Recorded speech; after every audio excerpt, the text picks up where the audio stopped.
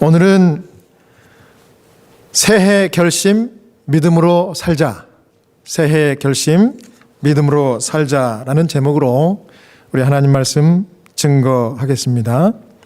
먼저 로마서 15장 7절입니다. 이러므로 그리스도께서 우리를 받아 하나님께 영광을 돌리심과 같이 너희도 서로 받으라.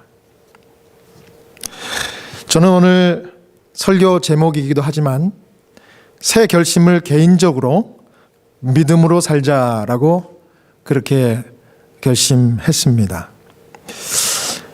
이렇게 믿음으로 사는 한 해를 살기로 결심한 다음에 이 믿음이 무엇인가 진지하게 좀 생각을 해볼 수 있었습니다. 믿음이 무엇인가? 믿음은 로마서 15장 7절에 우리 사도 바울께서 말씀한 것처럼 받아들이는 것이 믿음입니다. 뭘 받아들이는가?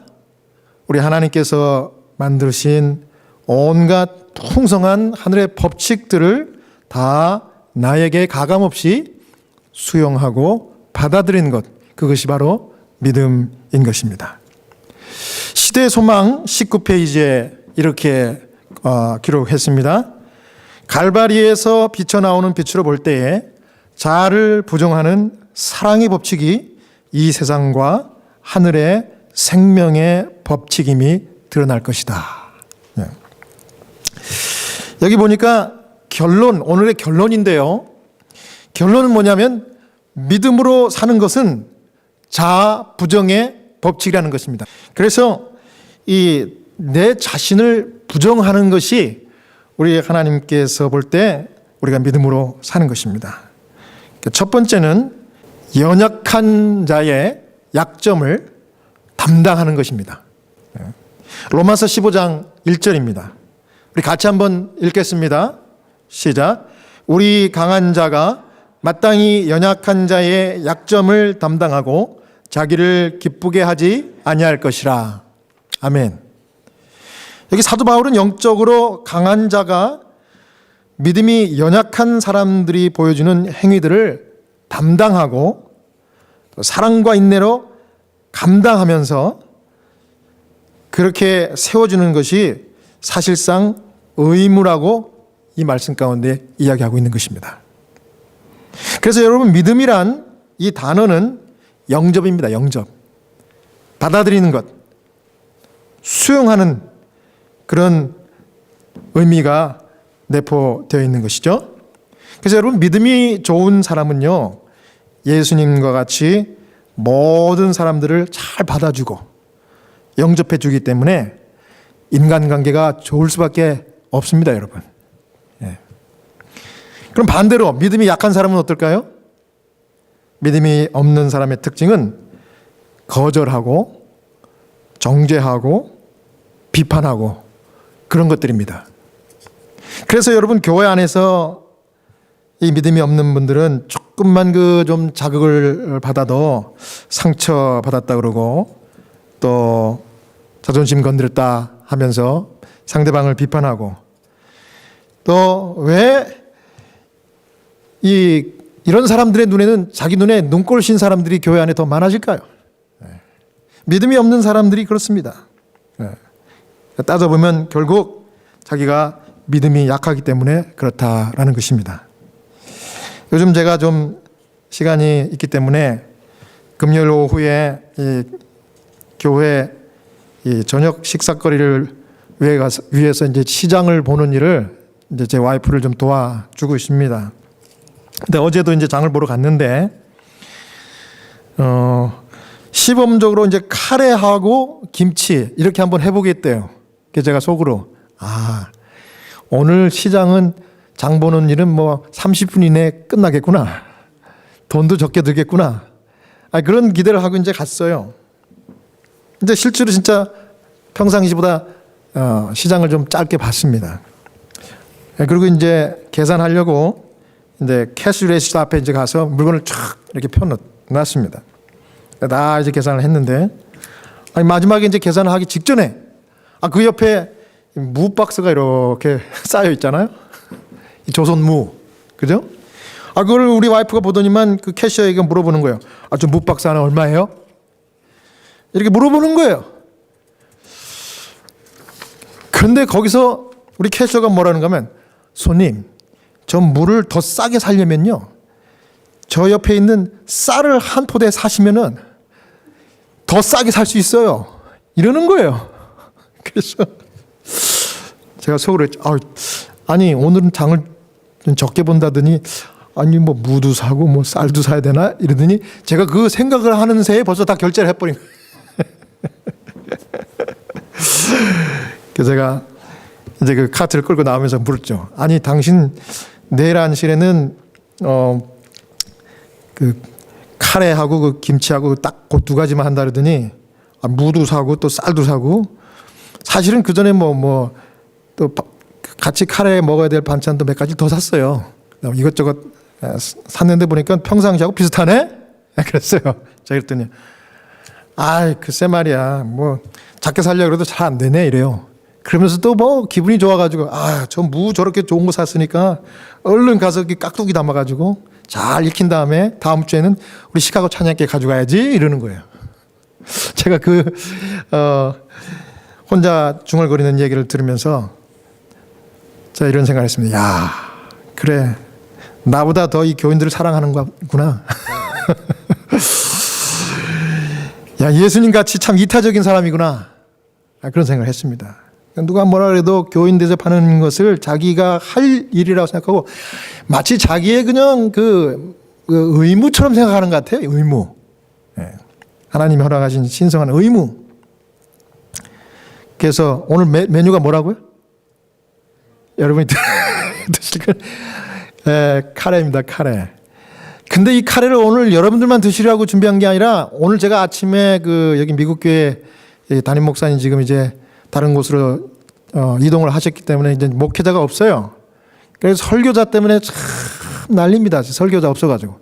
오늘 어떻게 이 미국 교회에서 저한테 그 새 첫 안식일 설교를 해달라 부탁을 해가지고 제가 설교를 했습니다. 영어로. 근데 끝나고 나서 이분들이 파틀락을 하는데 저는 기대도 안 했는데, 파틀락 시작할 때 제 와이프가 뚝뚝 걸어 들어오는 거예요.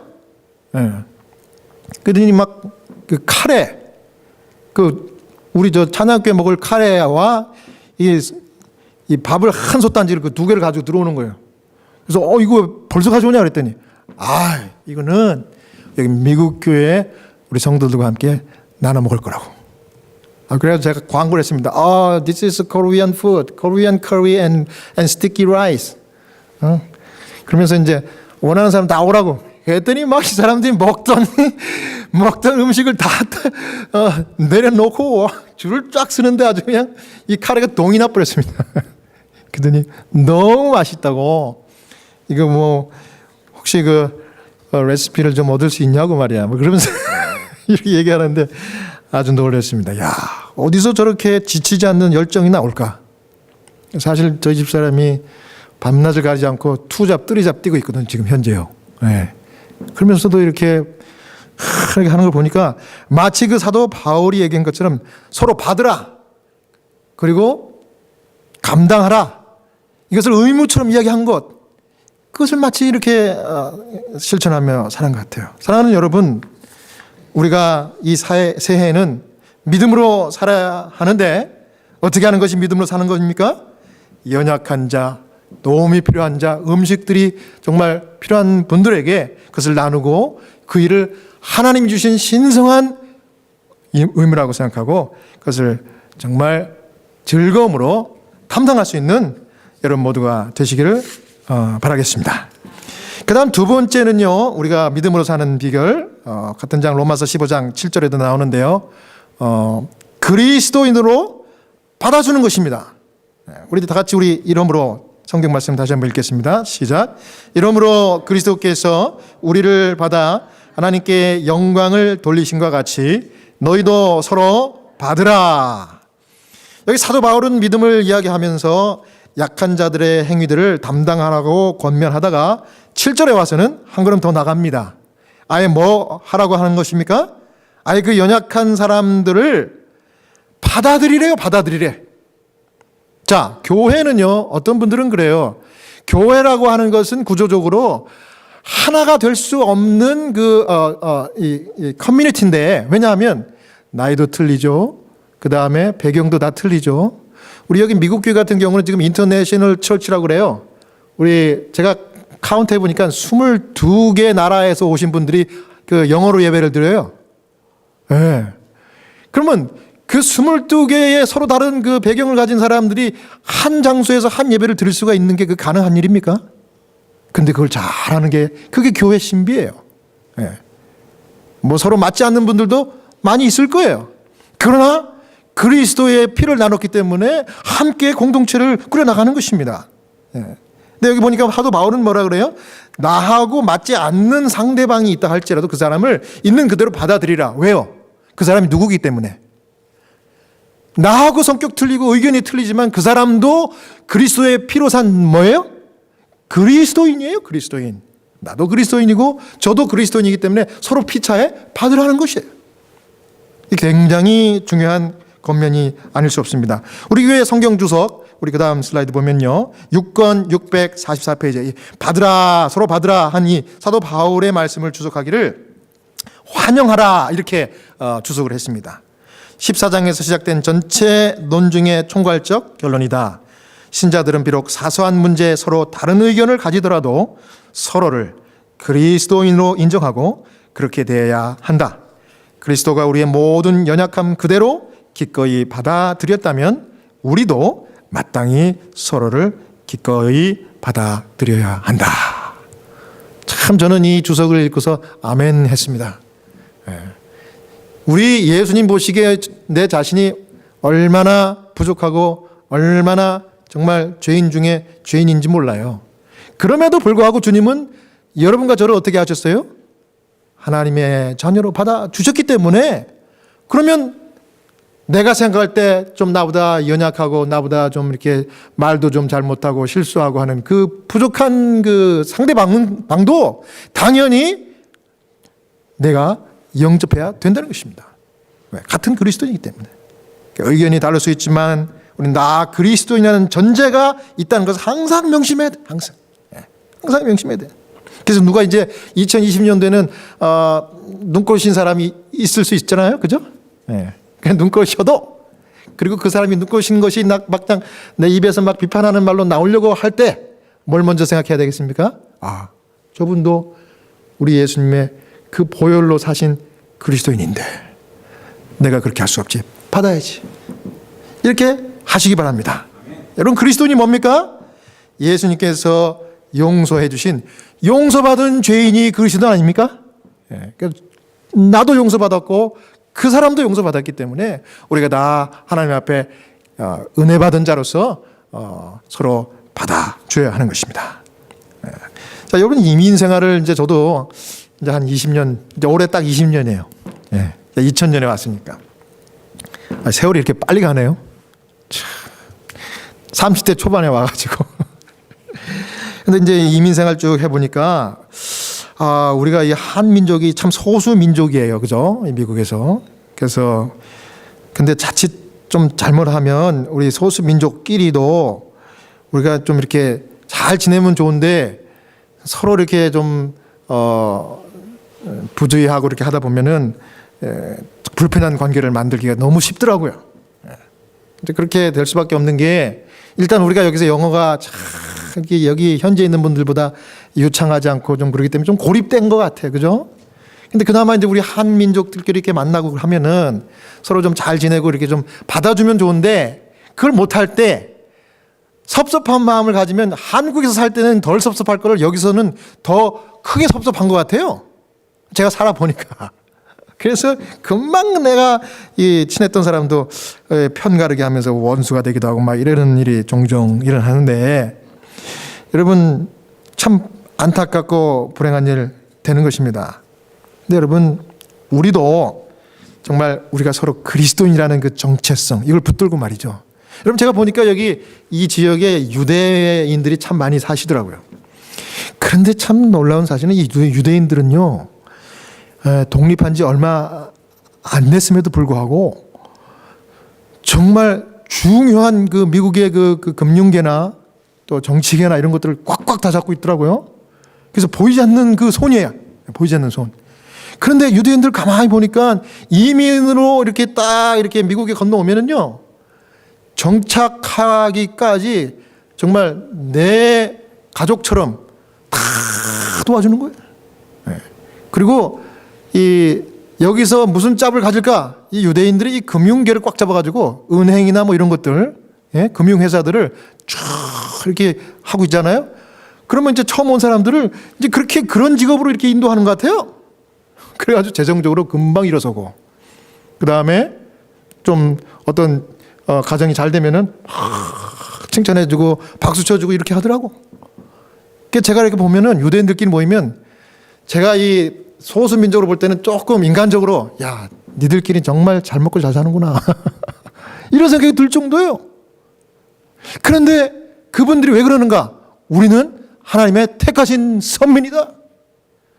마치 제가 말씀드린 것처럼 우리는 그리스도의 보혈로 용서받은 죄인이라고 이렇게 인정하고 들어가는 것처럼, 그들은 아예 그냥 유대인이라 그러면 그냥 벌써 다 인정하고 억셉트하고 시작하는 거예요. 그러니까 가족으로 그렇게 억셉트하는 거예요.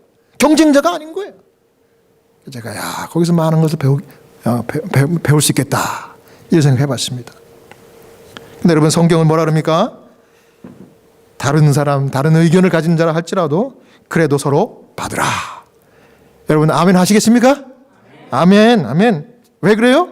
우리가 다 용서받은 그리스도인이기 때문에 그렇습니다. 다른 거 없어요. 네. 여러분, 제가 지난 안식일 날 그 새해 오기 직전에 2019년 제일 마지막 안식일 날 우리 몇 안 되는 우리 찬양교인들 모여가지고 이제 교과 토의 할 때 제가 교과 토의는 좀 짧게 하고 덕담을 한마디씩 다 하십시다. 우리 새해가 오기 전에. 우리 성도들 몇 안 되지만은 여러분들 한 분 한 분이 제가 볼 때는 정말 그리스도의 보혈로 사신 값진 분들인데, 뭐 누구나 다 단점들이 있고 장점들이 있는데, 우리가 오늘은 단점을 보지 마시고 우리 한 분씩 한 분의 이름을 부르면서 지적하면서 그분의 장점을 한번 이야기해 보시죠. 이렇게 얘기했어요. 그랬더니 그 칭찬 릴레이가 시작된 거예요. 그 칭찬을 들은 분이 막 얼굴이 빨개지면서 송구한 마음에 또 다른 분을 또 지적해가지고 또 칭찬하고 하다 보니까 마음이 확 열리는 거예요. 그래서 제가 그동안 고민하고 괴로웠던 개인적인 문제를 그때 비로소 우리 성도들 앞에 탁 내놓고 제가 이런 어려움을 지금 통과하고 있습니다. 사랑하는 우리 찬양교 성도 여러분, 함께 기도해 주십시오. 그랬더니 이분들이 진심으로 저를 염려하시고 케어하시고 이러면서 우리가 마지막에 다 손잡고 기도를 했어요. 한마디씩 다 기도하면서 올 한 해를 마감하십시다. 그랬더니 한 분씩 감사의 기도를 드리는데, 어떤 한 분이 이런 기도를 해요. 하나님 아버지 감사합니다. 오늘 이렇게 찬양교회 성도들이 다 자기들 서로 칭찬하고 또 감사하고 또 하나님께 기도하는 이 분위기가 마치 하늘에 온 것 같은 분위기라 너무 감사합니다. 하나님, 새해에도 이러한 분위기가 계속해서 이어질 수 있도록 이 교회를 은혜 가운데 인도해 주시옵소서. 여러분, 제가 이렇게 설명드려도 감동이 있지요? 그러다 보니까 오늘 여러분들이 오셔갖고 또 우리 방문하신 분들이 또 이렇게 특별 찬양까지 불러주시니 얼마나 이보다 더 좋을 수는 없다. 참 감사합니다. 여러분, 이렇게 한번 해보시기 바랍니다. 그렇게 서로 받아주면은 누가 영광 받으십니까? 하나님 영광 받으신다고 그랬어요. 칭찬하고 받아주고 정말 수용하면 하나님 영광 받으셔요. 그러니까 여러분, 다 내려놓고 받아주십시오. 여러분, 부모는요, 자식들을 다 용서하고 그 자식들 무조건 받아주십시오.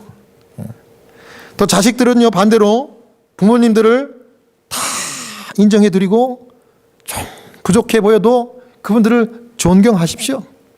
이게 받는 거예요. 또 한 가지 더 팁을 드리면요, 시어머님들 계시죠? 시어머님들, 며느리 보신 그 시어머님들은 며느리를요 따지지 말고 딸처럼 받아주십시오. 그럼 그 며느리가 어떻게 할까요? 그 며느리는 너무 고맙고 감사해서 그 시부모를 자기 친부모보다 더 지극한 사랑과 정성으로 존경하고 섬기게 되는 그런 며느리가 되실 줄로 믿습니다, 여러분. 여러분 이렇게 서로 받아줘야 합니다. 받아줘야. 이것이 하나님께 영광 돌리는 길인 것을 믿고 정말 믿음으로 실천하는 여러분과 제가 되시기를 소원합니다. 이제 마지막입니다. 믿음으로 살자. 세 번째는 이웃의 덕을 세우는 삶을 살자. 그겁니다. 로마서 15장 2절입니다. 우리 시작. 우리 각 사람이 이웃을 기쁘게 하되 선을 이루고 덕을 세우도록 할지니라. 아멘. 지금 바울은 믿음이 연약한 자들의 행습과 의견에 동의해서 그들이 하고 그들이 말하는 것이 옳다고 잘못 생각하는 것을 인정해 주라는 말이 아니에요. 그것이 아니고 뭡니까? 영적으로 유익하게 되고 성숙한 그리스도인이 돼서 다시는 그러한 행동을 스스로 하지 않도록 선도하라, 이런 얘기입니다. 믿음의 선배로서 또 믿음이 더 많은 그런 성도로서 부탁하는 것입니다. 여러분 1950년대에 그 미국의 위스콘신 대학에서요, 우수한 문학 지망생들이 모여가지고 클럽을 하나 만들었다고 그래요. 근데 정기적으로 모이는 이 모임에서 자기가 쓴 소설이나 시들을 다 이렇게 읽어요. 나눠줍니다. 그럼 그걸 다 이제 읽고 이제 본 다음에 한 사람씩 그 소설이나 시를 쓴 그 학생을 이 잘못된 것을 가차없이 비평하는 일을 했대요. 근데 그 일이 창작에 도움이 되는 듯 보였어요. 나쁜 점만 꼬집어가지고, 야, 이 시는 나 같으면 이렇게 쓰겠다. 이 소설이면 나 같으면 이런 식으로 내가 쓸 텐데 너는 왜 이렇게 했냐. 나쁜 점을 꼬집는 일을 매주마다 했답니다.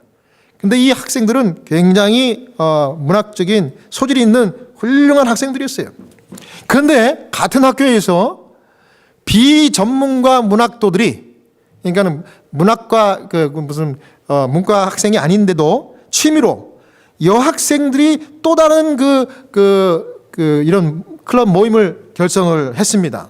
근데 그 모임에서는 반대로 자기가 가지고 온 시나 자기가 쓴 소설이나 수필을 서로 나누면서 혹평은 완전히 피하고 좋은 점만 이렇게 지적을 해줬대요. 그리고 칭찬을 해줬답니다. 10년이 지난 다음에 어떤 일이 벌어졌을 것 같습니까? 10년이 지난 다음에 그 좋은 것만 칭찬해줬던 이 여학생들 대부분이 베스트셀러 작가가 됐대요. 미국에서. 여러분들 제가 이름만 얘기해도 알 수도 있는 그런 베스트. 이분들이 전문가가 아니었어요. 학생 시절 때도.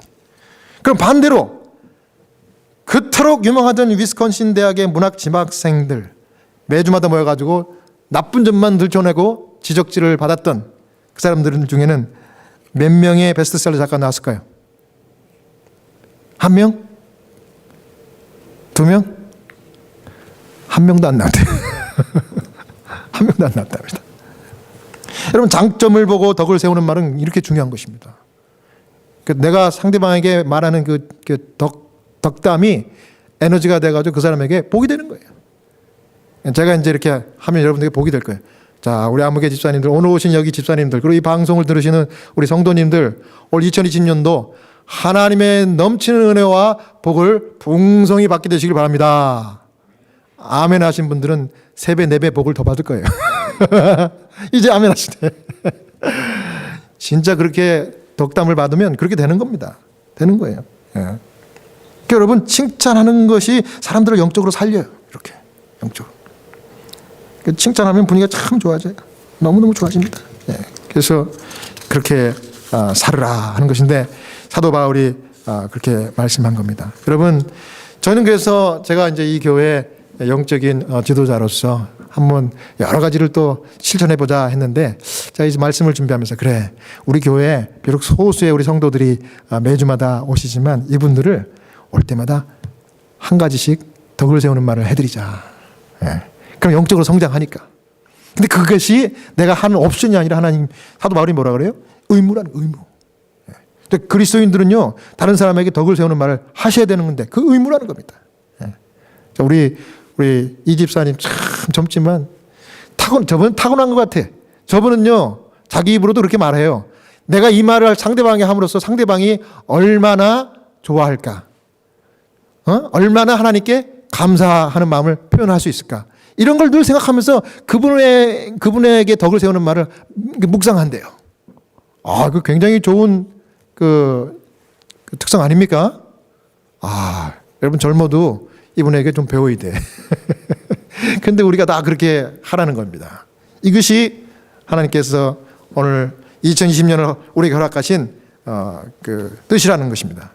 여러분, 사랑하는 성도 여러분, 서로 사랑하고 칭찬하면서 이 교회를 늘 세우기 위해서 여러분 하나님 앞에 늘 믿음으로 서실 수 있는 우리 모두가 되셨으면 좋겠습니다. 우리 모두가 그리스도인, 예수님께 이미 용서받은 죄인이라는 사실을 기억하시고 이 은혜가 감사해서 올 2020년 새해는 하나님이 정말 기뻐하시는 삶, 하나님께 영광 돌리는 삶 깊이 생각하고 그것을 실천하여 사도 바울이 로마서 15장에 권면한 것처럼 연약한 사람의 약점을 담당하고 그것을 배척하고 지적하는 것이 아니라 그리스도인으로서 받아주고 선을 행하며 덕을 세우는 말을 해주어서 그분이 영적으로 정말 믿음의 성장해서 우리 모두가 믿음이 충만하면 이 교회는 나중에 어떻게 될까요? 그때 교회가 부흥하는 거예요. 교회 부흥이 다른 게 없어요. 뭐 제자 훈련하고 무슨 뭐 침투 전도 그런 거 다 그건 다 2차적인 3차적인 것이고 개인 성도 각자가 믿음을 갖고 믿음이 자라면 교회가 그냥 부흥하는 거예요. 사랑하는 성도 여러분, 이와 같은 하나님의 역사가 하나님의 영적인 은혜와 축복이 여러분 모두에게 풍성하게 넘치시는 새해 2020년이 되길 바라면서 오늘 말씀을 마치겠습니다.